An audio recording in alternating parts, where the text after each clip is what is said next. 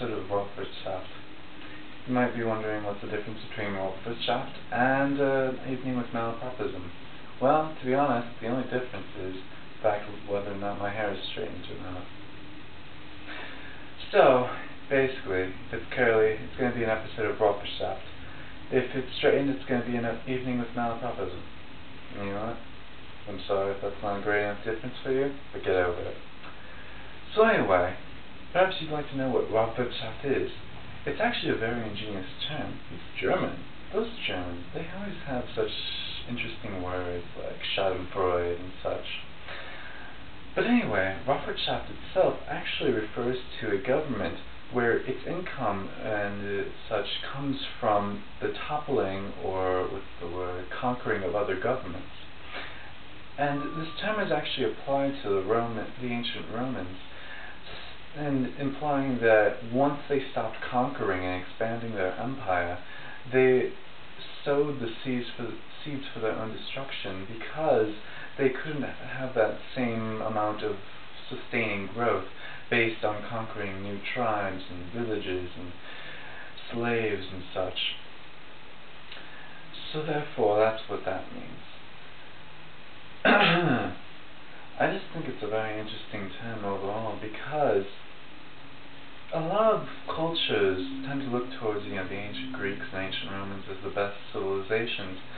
But I think it's always funny because they don't really realize that, they were just stealing a lot of ideas from the other civilizations. They were just combining a lot of great ideas. Like the Greeks were very much into sailing and such. Well, they kind of stole that stuff from the Phoenicians over, and maybe kind of sort of the Carthaginians thing, and the Carthaginians kind of stole sailing from them, so whatever, it works both ways. Stealing is stealing. But then again, that would be a kleptocracy, which actually is another interesting term, which means that the government is using political instability or political power to advance their own personal means for embezzlement or funds and prestige or status roles. So I think that's also an interesting term in itself. But I would like to actually talk about violence tonight. There is a relevance of why I'm talking about it this evening as opposed to any other evening. But most of my shows tend to have a sort of relevance to it. I'm not really going to go into specific details. I'm sure you can read around or search for things if you want a greater story as to why I'm talking about this. But yes, before I start talking about it, I'd like to say that I actually heard what happened over, and I feel very terrible about that, and I think that's a load of bullshit with what happened. And I hope the guy has speedy recovery. So yeah. But anyway, now, back to my point, is when should you use violence? To be honest, I think you should use it anytime you feel like it. You have fists, you have legs, you have your body, and it's your own.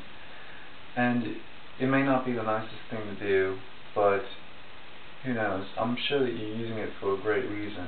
I don't know if you're actually using it just because you feel like it.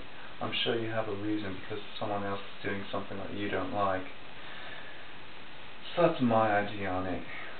But I do like to dream of living in a perfect idealized world where we never need violence and we can always use our words.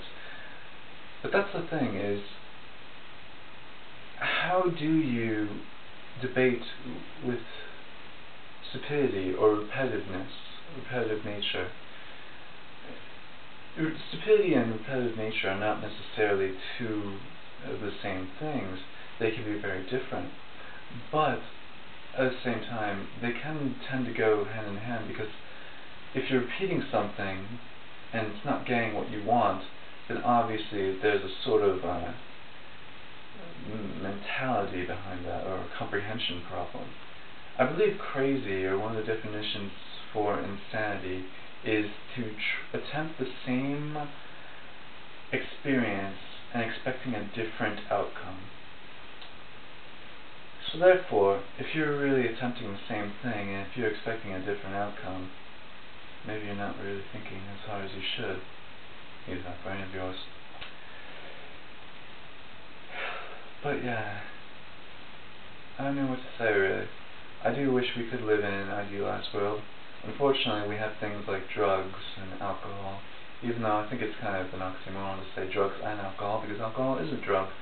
But, people often don't consider them the same because one's legal and one's not, one's a prescription, one's not, and so on and so forth. When really it's just a whole, what's that word for when you, semantics. Yes. I don't really know how I'd like to end this episode tonight. I'm sitting right next to a book written by Edith Hamilton. She's a woman who studied mythology, and she did a lot of research on all the Greek mythologies, a little bit of the North, a little bit of the Egyptians and such, but mostly Greek.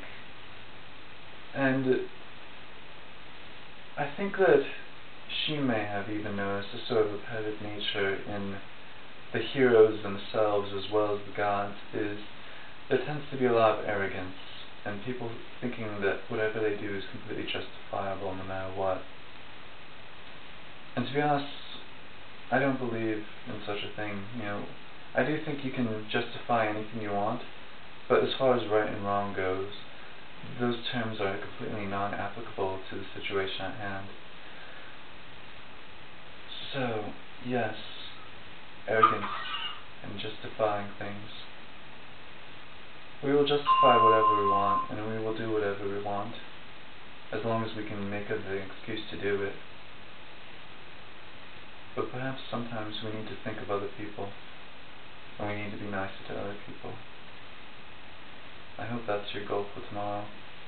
I'm hoping to make that mine.